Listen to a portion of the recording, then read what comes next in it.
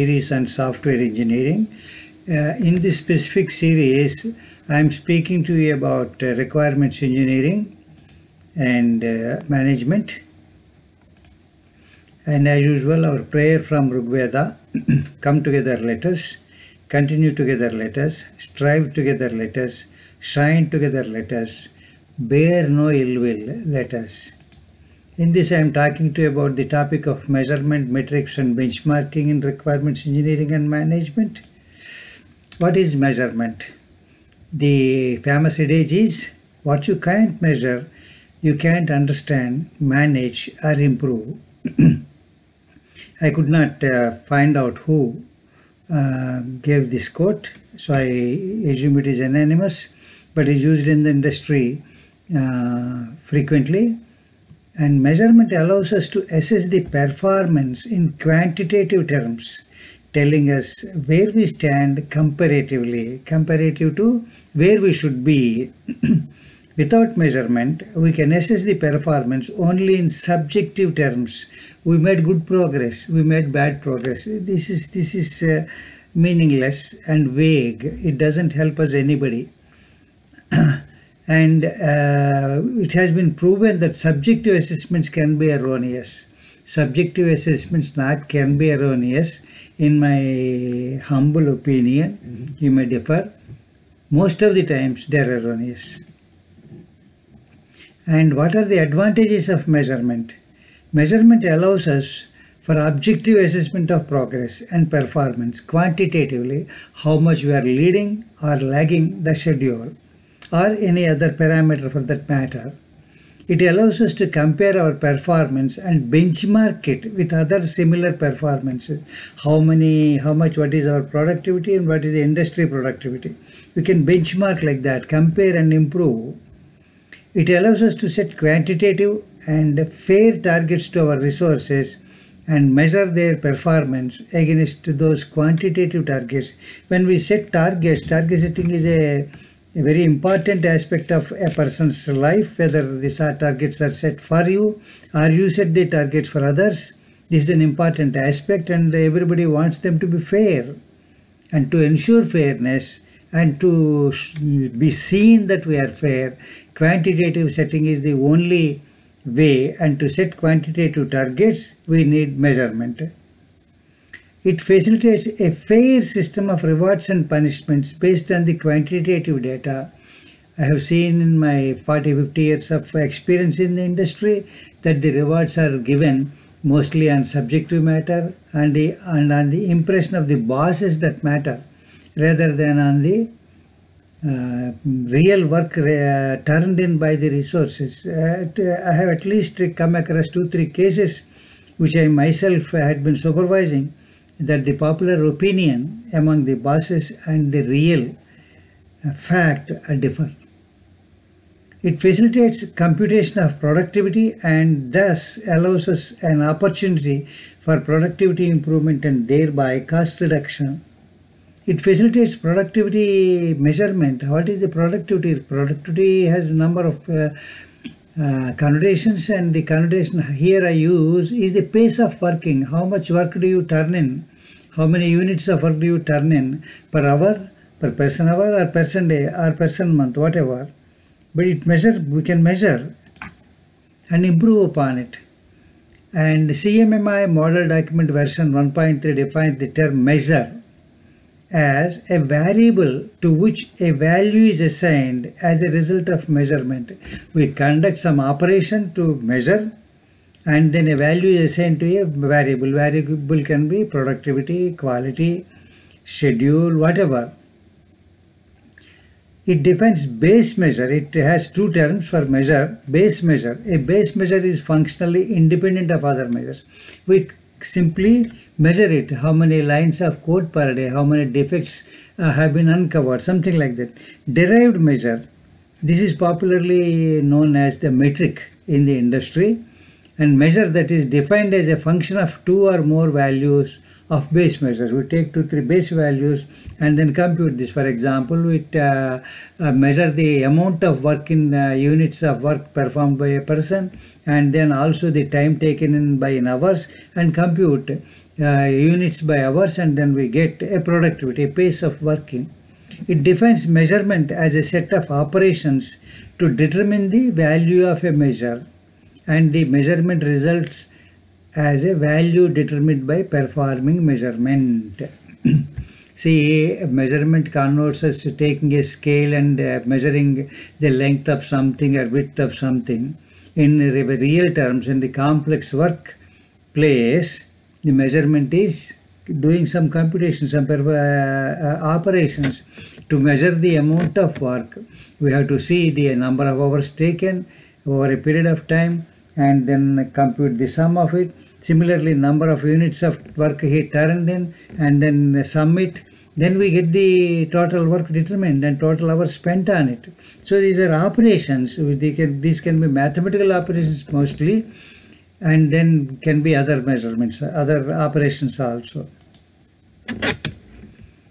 From these definitions, we can, for our context, infer that measurement is a process to determine the numerical value of some aspect of software development.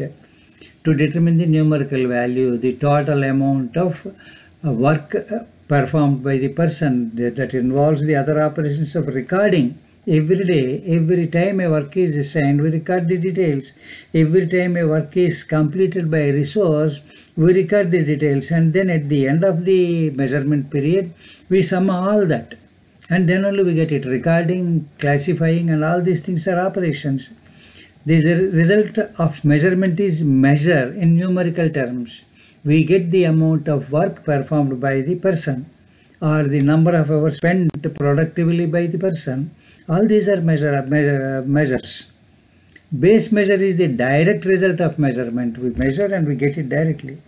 We need to perform some mathematical transformations on one or more of the measures to obtain the derived measure or metric. We will have to do computation. Productivity is a number of units turned in by the resource divided by the number of hours spent on it. So we get it. Then we have another definition from IEEE Standard 610, Glossary of Software Engineering Terminology. It defines metric as a quantitative measure of the degree to which a system, component, or process possesses a given attribute.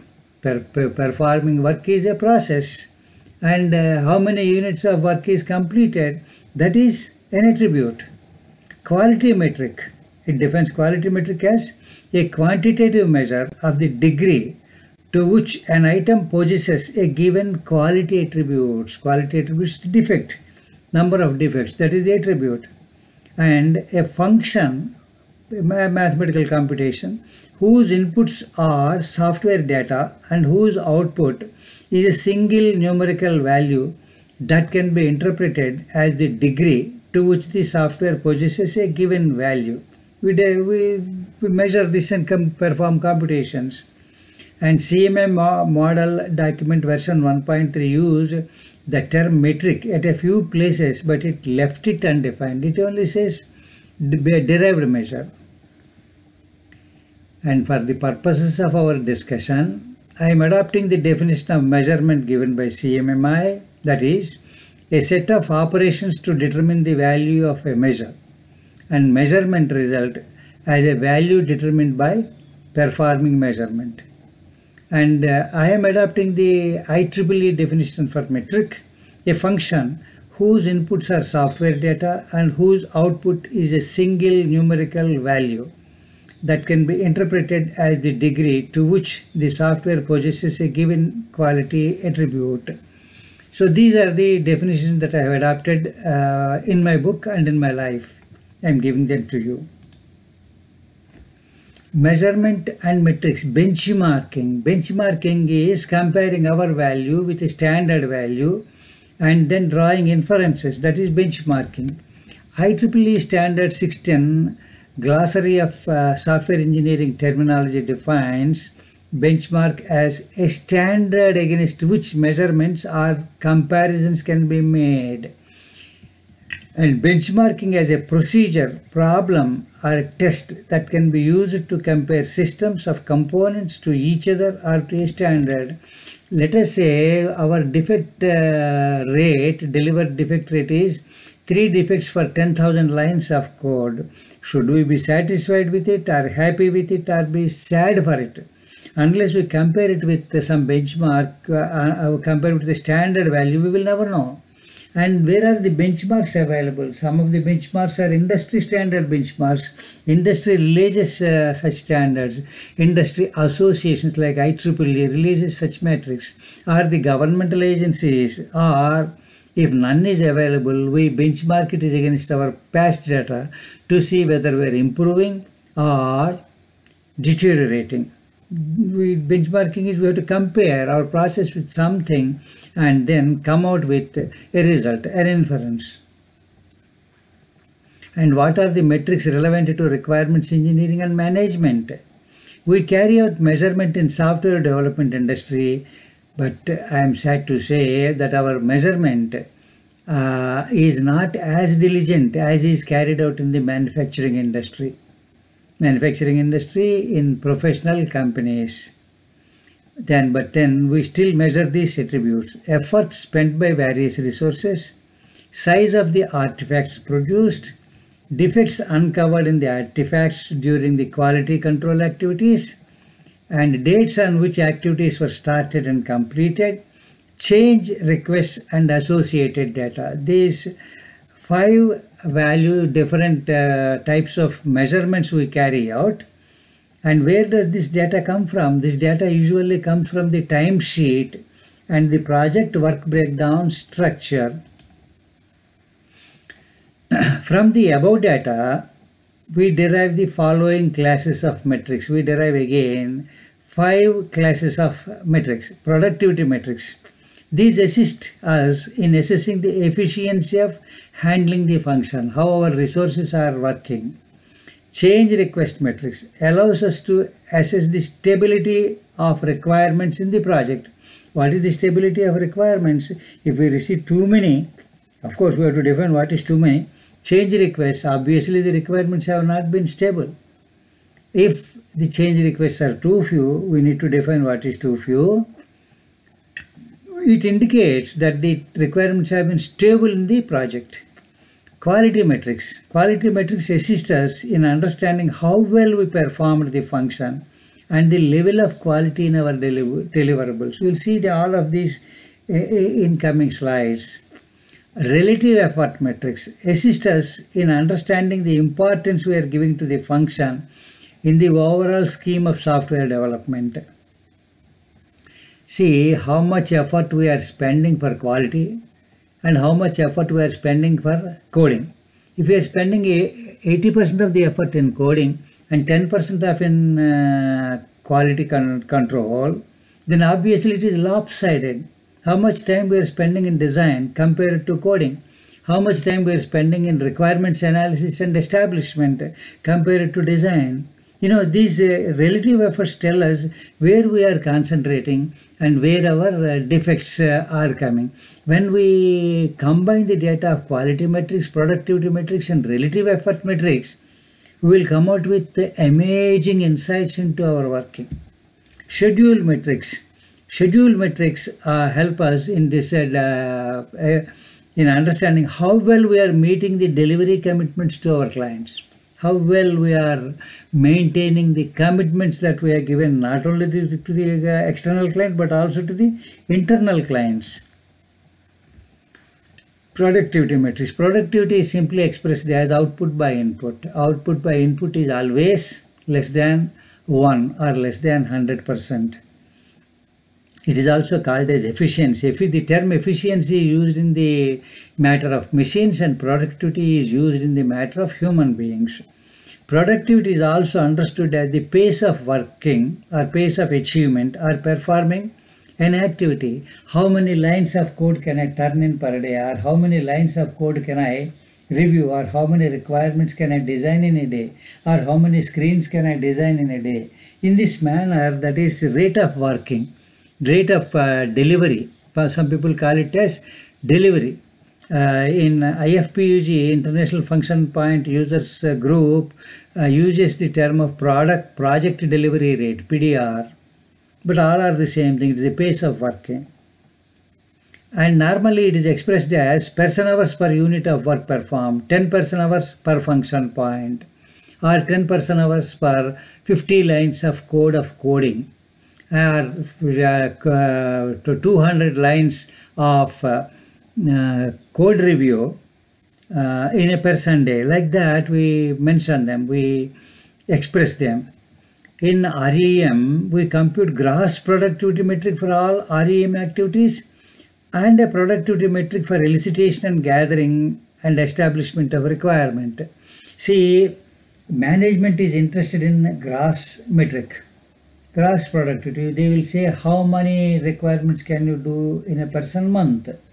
They are not interested in individual activities, but we perform 2-3 individual activities. One is elicitation, going and taking interviews. Interview taking itself has number of activities. Preparation for interview, conducting the interview, transcribing the interview, analyzing the interview, and documenting the requirements. Each activity we can have productivity. So that is what is called as productivity metric for each of the activities. So these are the two metrics we do. Productivity metric is computed by using the formula gross productivity metric, GPM is equal to E divided by N. E is effort spent in person hours for all activities of requirements. We don't differentiate between one activity or the other. Total effort spent by all resources. And they all include elicitation, gathering, establishment, quality control, analysis, and change management, everything. And then divided by N, the number of requirements as established in the requirements traceability metrics or URS. Number of requirements established in the URS, user requirement specification, because they are the requirements. Number. So many requirements are so many person hours per requirement. Data for this metric can be collated from project timesheets. They give a bunch of data in which the effort spent and they will be available, and number of requirements can be collated from the traceability metrics or the user requirement specification. Productivity metric. The formula for computing productivity metric for elicitation and gathering, or any other activity for that matter, you only have to adapt it, is PEG equal to EEG divided by N, where PEG equal to productivity for elicitation and gathering, EEG effort spent in person hours for all requirement engineering activities related to elicitation and gathering. This is again a gross metric. We can also subdivide it into interviewing, to preparation, for any other thing like that. And N is the number of requirements as established in traceability matrix or user requirement specification.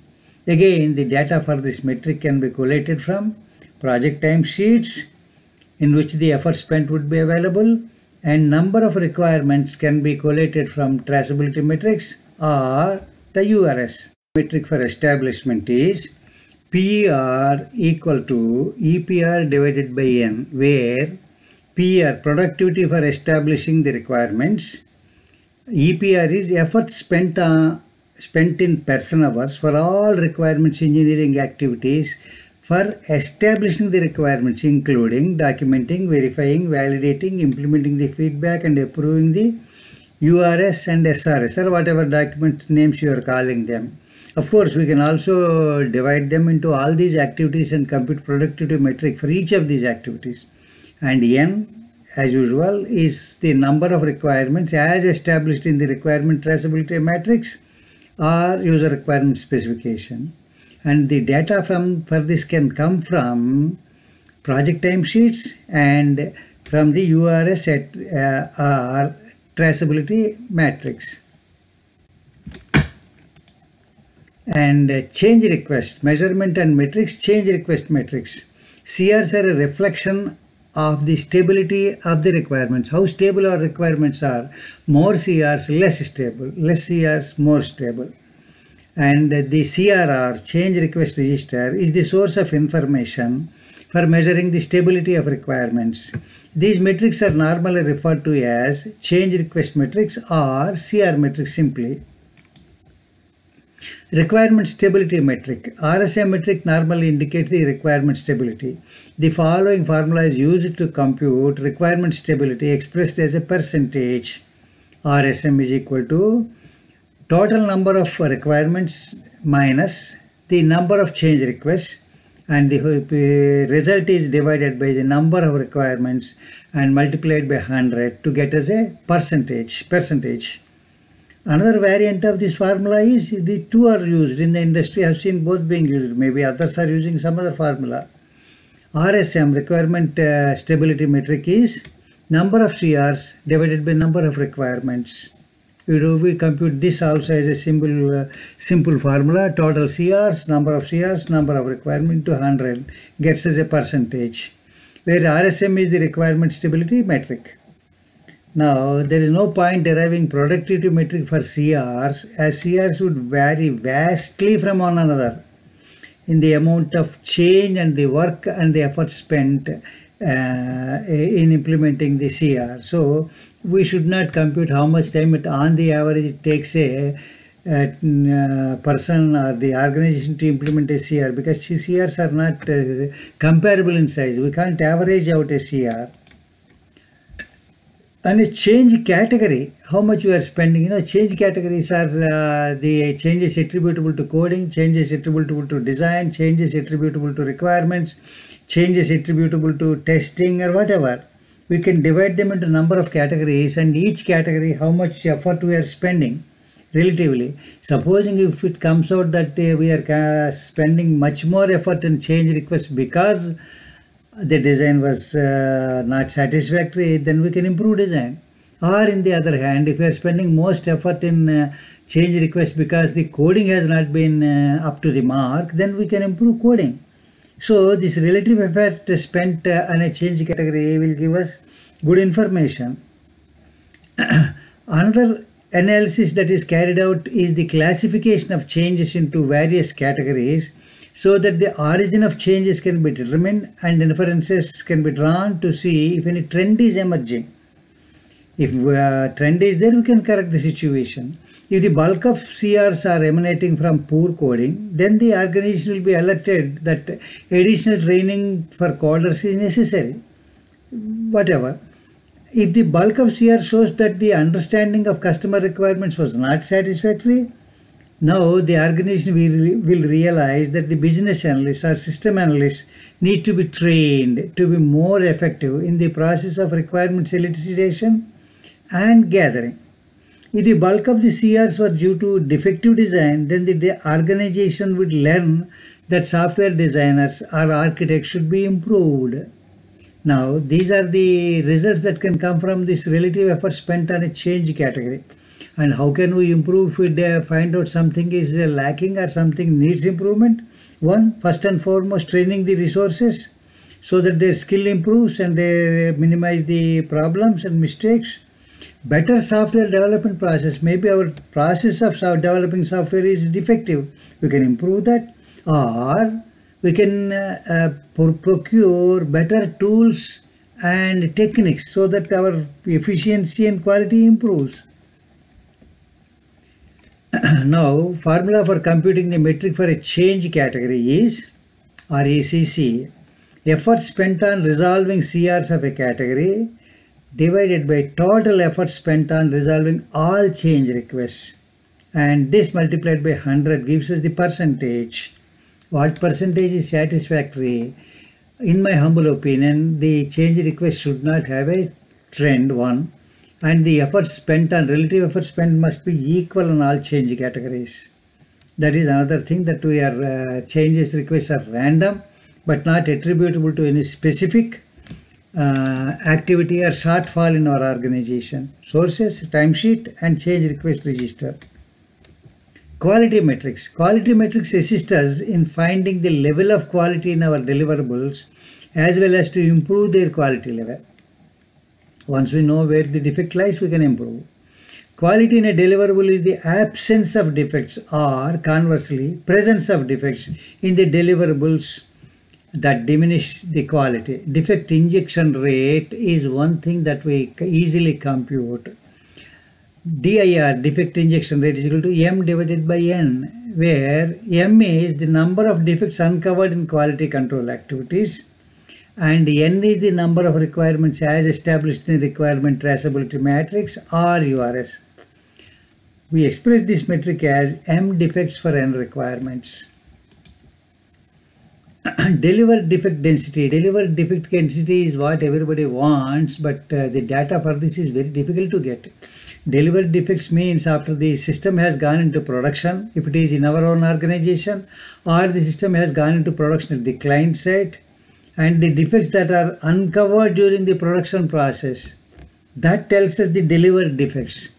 And to have it, we should have a comprehensive, well-managed, well-maintained help desk, and diligent recording of all the defects reported, and computation. Very difficult to get in normal circumstances, but some organizations who have a diligent help desk and a diligent process do compute this. Formula is total number of defects reported from end users divided by the number of requirements of URS. Relative effort metrics. Relative effort metrics help us in assessing the reasonableness of the importance given to the activities, especially how much importance we are given to requirements activity. Absolute metrics do not tell us about the importance given to an activity. These metrics inform us of the relative importance being accorded to an activity in comparison with other activities. Now, the metric in which we are most interested is importance to requirements engineering in the project. This metric is computed using the formula RRE is equal to ERE divided by TG into 100, expressed as a percentage, where RRE is relative importance to requirements engineering in the project, and ERA, effort in person hours spent on all activities of requirements engineering. TE is the total effort in person hours spent on all activities of the project. There is no established benchmark to the best of my knowledge how much time we should spend on requirements activity, and perhaps 20% is a rule of thumb people use, but it need not be. Measurement and metrics. Quality control of URS and SRS. How much time we are spending on quality control. The main activities for ensuring that quality is inbuilt in the URS and SRS are review, peer review, and managerial review, and validation if you do through a expert. So the formula for computing this metric is RQC is equal to UQC divided by ER into 100, expressed as a percentage. RQC is relative effort metric for quality control of requirements engineering activities, and EQC, effort spent in person hours for carrying out quality control activities, namely peer review, managerial review, validation, and implementing the feedback for both the URS and SRS. And ER, total effort spent in person hours on all requirements engineering activities. This metric is expressed as a percentage of the total effort on requirements engineering. Data for this metric can be collated from project timesheets from which effort spent would be available. And now there is no standard benchmark even for this metric. Relative efforts spent on resolving CRs, how much time we are spending on resolving the CRs. Another metric normally derived is the amount of relative efforts expressed as a percentage spent on resolving CRs using the below formula. REC is equal to total efforts spent on resolving CRs divided by total efforts spent on the project into 100 to get a percentage, where REC is the relative efforts spent on resolving CRs and The data for computing this metric can be obtained from the organizational timesheets. Schedule metrics. Effort metrics tell us the impact on the cost and thereby on the profit. While effort metrics are important for the organization delivering the software, delivering on schedule is much more important for the customer and for our organization to get repeat orders. Not achieving the benchmark effort metrics would impact the cost and profit from the project but would not have strategic impact. Not achieving accepted schedules may even cause the project to be cancelled and thus has strategic impact on the organization. Very important. And overall schedule metric. Here we compute the schedule metric for the schedule of the completion of the requirement stage in the software development signified by the establishment of URS and SRS. This metric is expressed as a percentage. The formula for deriving this metric is SMRA, schedule metric for requirements engineering, number of calendar days actually taken minus the number of calendar days scheduled divided by number of calendar days scheduled. The days, dates, when you subtract a date from another date, what you get is number of days, and that is what we are taking here. This metric is positive when we overshoot the schedule. It should always be negative. That means we are delivering before schedule. Delivery is delayed, and negative when we beat the schedule and deliver before the scheduled date. So it should be 0 or negative. Positive till a certain extent depending on the circumstances. Individual schedule metrics. These metrics are just the same as overall schedule metric, except that these are computed for each of the persons involved in the requirements engineering activity. By doing this, we can benchmark the individuals. By deriving this metric for each of the staff, we can ascertain who is delivering the best performance and who the bottleneck is in the delivery chain. So friends, thank you all very much for watching my video. I request you to subscribe to my channel. Have a great day. Thank you.